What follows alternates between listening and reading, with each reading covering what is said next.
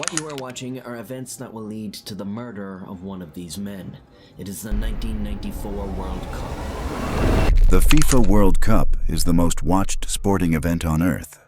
More people tune in to a single World Cup final than watch the Super Bowl, the Olympics opening ceremony, or any other single moment in global television history. Billions of eyes, every 4 years, on the same 90 minutes of football. Which means when something goes wrong, when the darkness that lives underneath any competition involving this much money, this much national pride, and this many human beings finds its way to the surface. It happens in front of more people than almost anything else that has ever occurred. Every moment in this video happened at the World Cup, or directly because of it. Some of them you've heard of. Some of them you think you know, but don't, not fully.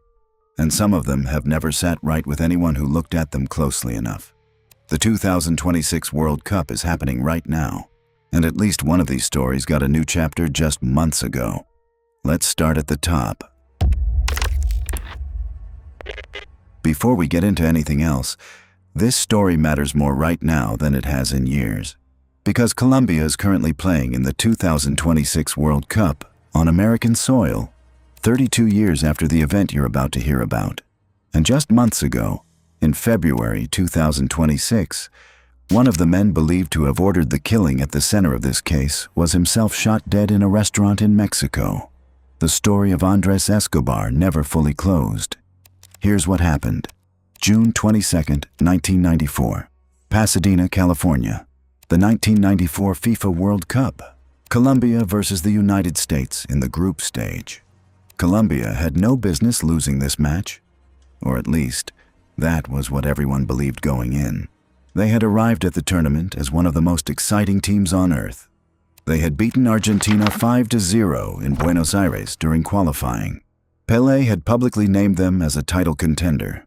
Carlos Valderrama, Faustino Asprilla, a generation of players that had transformed Colombian football from an afterthought into something the entire world was watching. And at the center of it all was a 27-year-old central defender named Andrés Escobar, nicknamed El Caballero del Fútbol, the Gentleman of Football, known across Colombian football for his calm, clean style of play and his profound sense of decorum.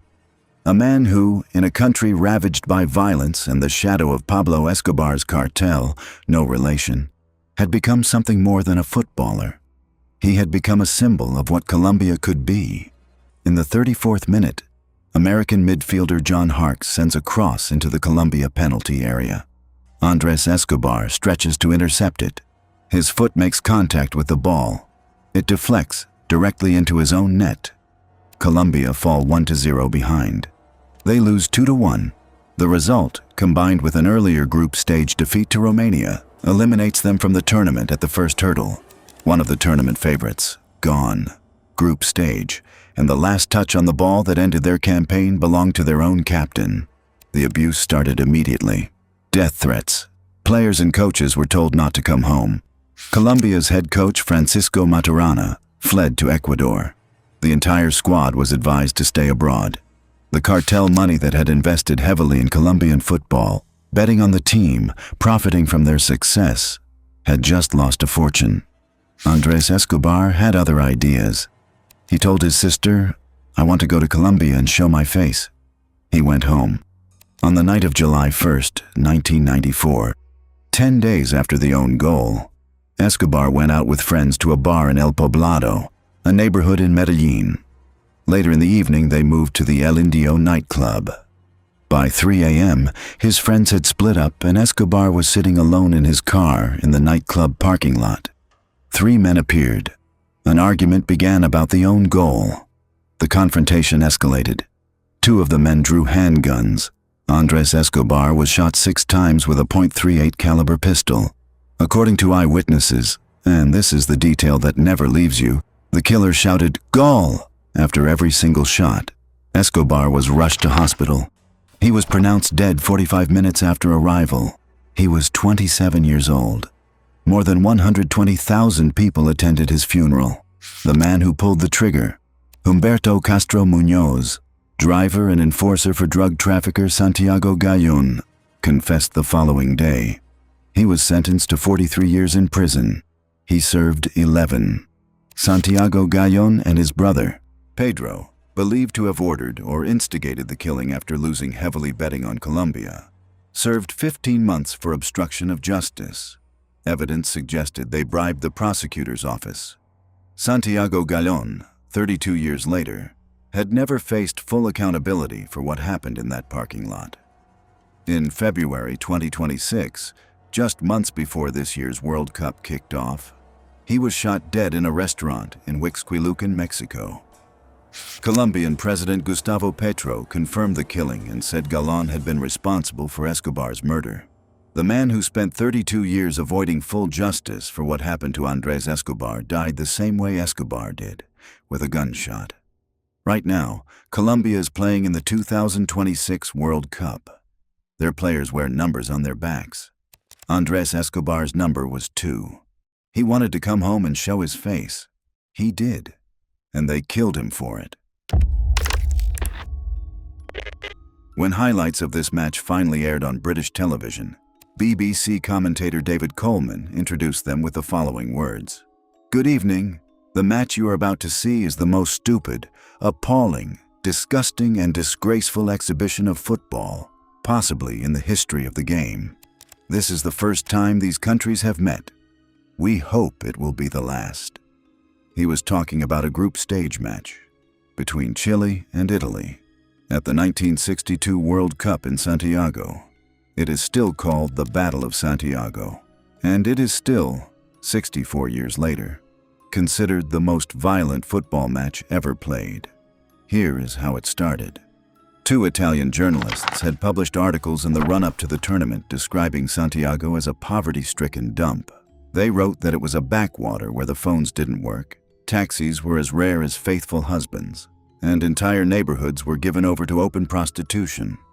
Chilean newspapers fired back. They described the Italian team as fascists, mafiosos, and drug addicts, referencing a recent doping scandal at Inter Milan. The 2 Italian journalists fled Chile before the tournament began. An Argentinian journalist who was mistaken for one of them at a bar in Santiago was beaten up and hospitalized. By the time Chile and Italy faced each other in Group 2 on June 2, 1962, they weren't just playing a football match. They were settling a war of words that had inflamed 2 entire nations. Prosegue ancora l'azione e c'è Maschio che entra in collisione con Rojas, poi che di tutta la baruffa è stato l'iniziatore. The first foul was committed 12 seconds after kickoff. Players were reportedly spitting at each other before the whistle had even blown. In the 8th minute, Italian player Giorgio Farini was sent off for a foul. He refused to leave the pitch. English referee Ken Aston attempted to get him to leave. Farini stood his ground. Eventually, armed police physically entered the field and dragged Farini off, while Aston stood watching, helpless. Play was held up for 10 minutes. Shortly after Farini was removed, Chilean player Leonel Sanchez, son of a professional boxer, punched Italian player Humberto Maschio in the face with a left hook, breaking his nose. The linesman was only a few meters away. Referee Ken Aston didn't see it because he was still dealing with the aftermath of the Farini red card. Sanchez received no punishment. Minutes later, Sanchez was fouled by Italian defender Mario David. In retaliation, Sanchez slapped David in the face. Again, no punishment.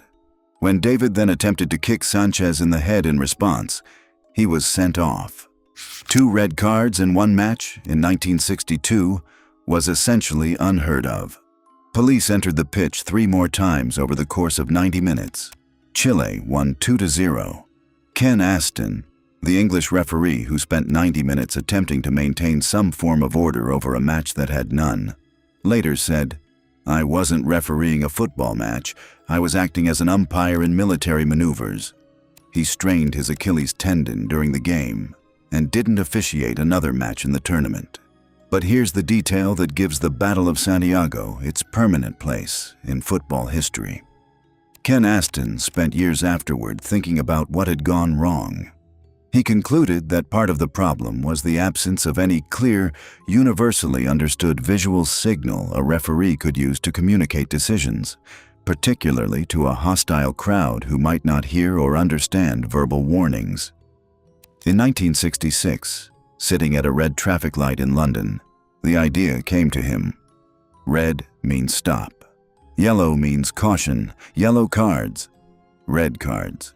Ken Aston invented the entire card system used in football worldwide to this day, directly because of what happened in Santiago in 1962. The most violent match in World Cup history produced one of football's most fundamental rules. The BBC told viewers to send their children to bed before watching the highlights. June 22, 1986. Estadio Azteca, Mexico City. Argentina versus England. Quarterfinal. Before we talk about what happened on the pitch, you need to understand what was happening off it. 4 years earlier, 1982, Argentina and England had fought a war. The Falkland Islands. Argentine forces invaded. British forces responded. 10 weeks of fighting, hundreds dead on both sides. The wound was barely 4 years old when these two countries walked out onto the same pitch in front of 115,000 people. Argentina's number 10 was Diego Maradona, 25 years old, already considered by many to be the best footballer alive. He had spent the entire 1982 World Cup, the one played during the war, largely anonymous. He had a point to prove, several of them. In the 51st minute, a poor back pass puts the ball in a difficult position. Maradona and English goalkeeper Peter Shilton both go for it. The ball enters the net. The referee awards the goal.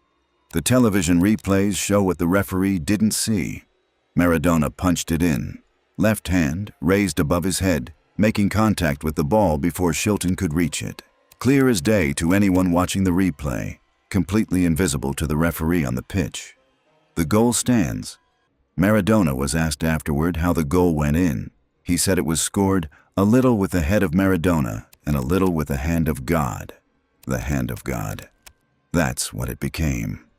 The most controversial goal in World Cup history. And then, 4 minutes later, the same man picked up the ball in his own half, turned, and ran 60 yards. He went past 5 English players and the goalkeeper. He covered the entire length of the pitch at full speed, dribbling around every single obstacle in his way, and put the ball in the net. FIFA voters later named it the goal of the century. Same match, same man, 4 minutes apart. The most dishonest goal in World Cup history, immediately followed by the greatest. Maradona later confirmed both were entirely deliberate.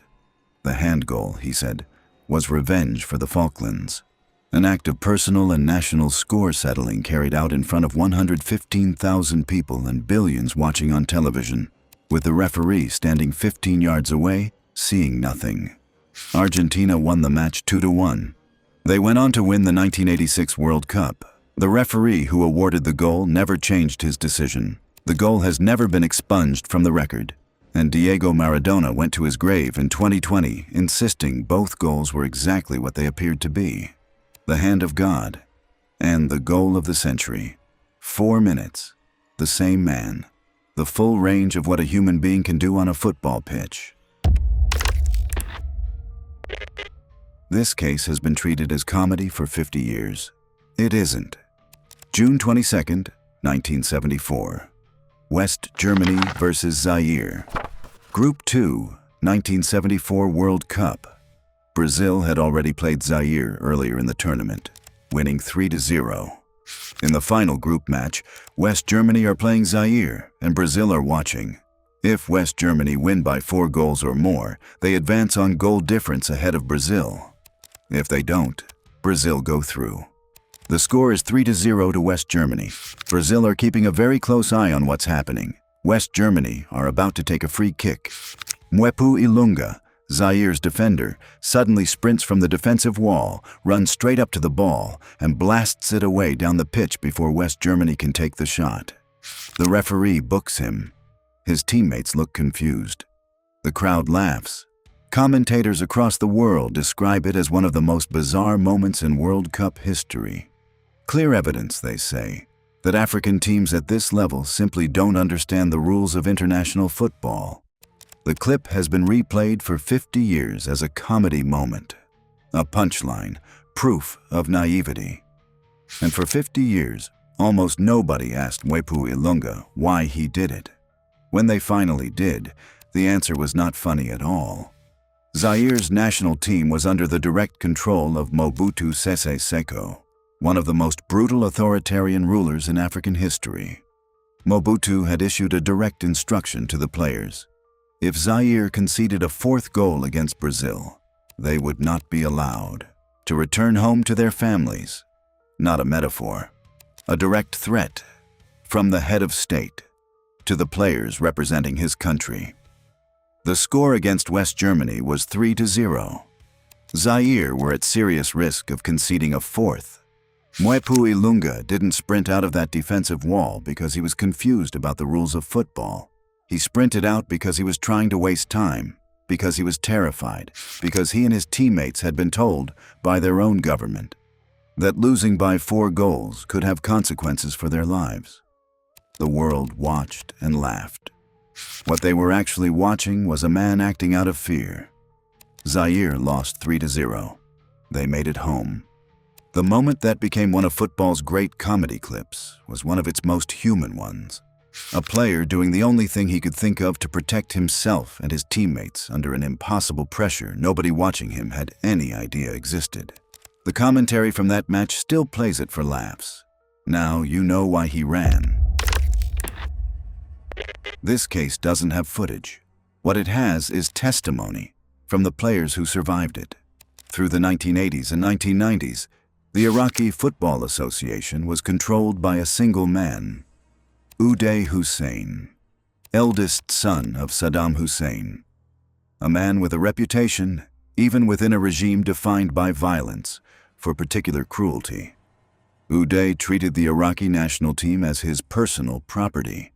Victories were expected, poor performances were not tolerated, and the consequences of not meeting his expectations were not fines or dropped selections or harsh words in a team meeting. They were physical. In 1997, following a 2-1 defeat to Kazakhstan in a 1998 World Cup qualifying match, several members of the Iraqi national team were transported to Radwania, a prison camp on the outskirts of Baghdad. What happened to them there was later described by survivors in testimony that has been reported across multiple international outlets. Their heads were shaved. They were dragged across gravel paths until the skin on their backs was raw and bleeding. They were forced to immerse themselves in vats of raw sewage, specifically so their open wounds would become infected. They were also subjected to falaka, an ancient torture method in which victims are repeatedly struck on the soles of their feet, painful enough to leave lasting damage without being immediately visible to the outside world. This happened because they lost a football qualifying match. Uday Hussein operated this system for years with complete impunity. Players who performed well received rewards, luxury goods, money, special treatment. Players who performed poorly or who lost a match Uday had bet on faced consequences that went far beyond anything the word punishment is designed to cover. Former Iraqi international Sharar Haidar, who defected from Iraq while abroad, spoke about the system in detail after leaving the country. He described the constant terror that players lived under, the calculation before every match of what the consequences of defeat might be, the way fear affected training, preparation, and performance. The 1998 World Cup in France would be Iraq's last qualification attempt under Uday's rule. They didn't qualify. Uday Hussein was killed in a firefight with U.S. forces in Mosul in July 2003. The players who survived what he did to them never played for a national team that was truly free to lose a football match without fearing what happened next. June 25, 1982. Gijón, Spain. Group 2. Final round of matches. West Germany versus Austria. To understand what happened in this match, you need to understand the mathematics of the group. West Germany, Austria, and Algeria all had a chance to advance, Algeria had already played both their matches. West Germany and Austria were playing each other last, which meant both teams went into the game knowing exactly what result they needed to advance. The specific calculation: if West Germany won by 1 or 2 goals, both West Germany and Austria would advance from the group. Algeria, who had produced one of the greatest upsets in World Cup history by beating West Germany earlier in the tournament, would be eliminated. If Austria won, or if the result was a draw, or if West Germany won by 3 goals or more, the combinations became more complicated and one of the 2 countries might go out instead. In other words, a West Germany win by exactly 1 or 2 goals was the result that suited both teams perfectly. Both advance. Algeria go home. 10 minutes into the match, West Germany score 1-0. And then, for the remaining 80 minutes, both teams pass the ball between themselves. Not subtly, not with any pretense of competitive football, just openly, slowly, methodically exchanging possession, making no genuine attacking moves, with 50,000 Spanish spectators watching in real time as they understood what was happening. The Spanish crowd began booing. Then they started waving white handkerchiefs, a gesture of disgust used at bullfights when a performance is so contemptible it deserves formal public shaming. Some fans held up banners supporting Algeria. At least one person threw an orange onto the pitch. The Austrian television commentator covering the match stopped his commentary. He told his audience he was refusing to describe what was happening on the pitch and that they should turn their televisions off. He stayed silent for long stretches of the broadcast. The match ended 1-0. West Germany advance, Austria advance, Algeria go home. The result was not technically against any rule that existed at the time. There was nothing FIFA could formally do about it. But the incident, which became known immediately as the disgrace of Gijon, forced a fundamental change to how the World Cup worked. From 1986 onward, final group matches at the World Cup have been played simultaneously on the same day at the same time, specifically to prevent this scenario from ever being possible again. 2 teams colluded in front of 50,000 people and a global television audience to eliminate a 3rd country from the World Cup. It worked. It was legal. And the rule that exists today to prevent it was written because of exactly what happened in Gijon on June 25, 1982. Algeria watched from home. June 12, 2021. Copenhagen, Denmark versus Finland. UEFA Euro 2021, not a World Cup match, but a moment that belongs in this video because of what it showed the entire world about football and the human heart, in more ways than one. And because Christian Eriksen returned. He plays. He is at the 2026 World Cup right now. 42nd minute. Christian Eriksen receives the ball near the left touchline. He takes a touch. His legs give way. He collapses. Not from a challenge, not from a collision. He simply falls, face forward, onto the pitch.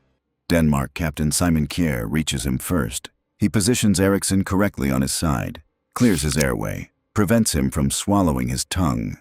Emergency medical staff rush onto the pitch. CPR begins. The defibrillator is used. Danish players form a protective circle around their teammate, shielding him from the cameras and the 16,000 people in the stadium. Some are crying. Some are turned away, unable to watch. The crowd falls silent in a way that makes the television audio of that moment unlike anything else in football. Christian Eriksen receives CPR for 13 minutes on the pitch. He is clinically dead. His doctor later said, "He was gone. We got him back after 1 defibrillation, quite fast." The medical staff save his life. Here is the part of this story that belongs in this video. Hours later, while Eriksen is in hospital, while his teammates are in pieces, while the entire football world is waiting to hear whether he is going to survive, UEFA contacts the Danish Football Association. The match must be finished. That night, Danish players who had watched their captain and teammate die on the pitch and be brought back in front of them were told they had 2 options: finish the match that night or come back and play it the following morning. Both teams were given less than 2 hours to decide. They finished the match that night. Denmark lost 1-0. Christian Eriksen survived. He recovered. He had a pacemaker implanted. He came back to professional football. He played at the 2022 World Cup. He plays now at the 2026 World Cup. When he was asked, in the days after the incident, what he remembered about the moment he lost consciousness, he said he recognized what had happened later that night, when the tests started and the questions began coming about what he could and couldn't do. He turned to his fiancée Sabrina and said, "I'm selling my boots." She told him to wait a few days before deciding. He waited. He didn't sell them. He plays because of Simon Kjaer's quick thinking. He plays because of medical staff who reached him in time and did everything right. He plays because of a defibrillator. And on the night it happened, UEFA made the surviving players go back out and finish a group stage football match. This last case closes the list because it has no redemption, no recovery, no return. It is just a man who signed for a football club, boarded a plane, and never arrived. January 19th, 2019. Emiliano Sala, a 28-year-old Argentine striker playing for FC Nantes in France, completes the transfer of his career. Cardiff City, in the English Premier League, signs him for £15 million. He is described by everyone who watched him play as someone who could finish from anywhere, who read the game at a level beyond his reputation, who had worked through every level of French football to reach this moment. He goes back to Nantes to say goodbye to his teammates. By all accounts, the farewell is warm and emotional. These are the people who have been with him through the years that led to this. He is genuinely sad to leave them. On the evening of January 21st, 2019, Sala is supposed to fly from Nantes to Cardiff. The flight is delayed, 10 hours. The reasons are never fully explained publicly. A new pilot is assigned. His name is David Ibbotson. He is 59 years old. He works as a gas engineer and flies part-time. His friends later describe him as a part-time DJ as well. He holds a private pilot's license. What he does not hold, at the time of this flight, is a valid commercial pilot's license, the one required to fly a paying passenger. His license had expired. It is night. The aircraft is a Piper PA-46 Malibu, a single-engine propeller plane, not the kind of aircraft typically used for cross-channel passenger flights. The weather conditions over the English Channel are not ideal. At 7:06 p.m., the plane takes off from Nantes. At approximately 8:15 p.m., the aircraft disappears from radar over the English Channel. The pilot made no distress call. A search and rescue operation begins immediately. 3 planes, 5 helicopters, 2 lifeboats. The search covers a vast area of the English Channel for 2.5 days. No wreckage, no survivors, no confirmed sighting of anything. Sala's family refuses to give up. The football world comes together. Donations from fans, clubs, players, raising enough money to hire a private underwater search team with specialist equipment. On February 3rd, 2019, 13 days after the plane disappeared, the private team locates the wreckage on the seabed. It is resting 63 meters beneath the surface of the English Channel. One body is recovered from the aircraft. It is identified as Emiliano Sala. David Ibbotson's body is never found. The Air Accidents Investigation Branch later determines the probable cause. The pilot was flying the aircraft in conditions beyond his competency, possibly suffering from carbon monoxide poisoning from a faulty exhaust system during the flight, leading to loss of control. An unlicensed pilot, a faulty aircraft, a night crossing of the English Channel. Here is the final detail of this case. After Sala's body was recovered, Cardiff City refused to pay the £15 million transfer fee to Nantes. The argument? Sala had never officially played a match for Cardiff. He had not been formally registered as a Cardiff player in the way that would obligate payment. The football club that had signed him, flown him toward them in conditions that nobody adequately checked, and whose player was now dead, refused to pay his former club the money owed. FIFA had to intervene directly, ruling that Cardiff must pay the transfer fee. Emiliano Sala had signed for a Premier League club. He had said goodbye to his teammates. He had boarded a plane. He never played a single minute. He never arrived. His body was found on the floor of the English Channel 13 days after he disappeared by a private search team funded by football fans who refused to let the search end when the official one did. He never played a minute for Cardiff City. He never got to find out what came next. 8 moments. Across 64 years of the most watched sporting competition on earth. A defender murdered for an own goal while his killer shouted the Spanish word for goal with every shot. The most violent match in history. And the referee who invented yellow and red cards directly because of it. The most controversial goal ever scored followed 4 minutes later by the greatest. A player who sprinted out of a defensive wall not because he was confused, but because he was terrified of what his government would do if his team conceded a fourth. Players tortured after a qualifying defeat. In a prison camp on the outskirts of Baghdad. 50,000 fans waving white handkerchiefs in a Spanish stadium, while 2 teams openly colluded in front of them. A captain who collapsed on a pitch and came back, while UEFA made his teammates go out and finish the match that same evening. And a striker who signed for a Premier League club, said goodbye to his friends, and boarded a plane that landed on the floor of the English Channel. The World Cup is the biggest stage in sport. These are the things that happened on it. The 2026 World Cup is live right now. Colombia are playing. One of the men believed to have ordered Andrés Escobar's murder was shot dead in Mexico just months ago.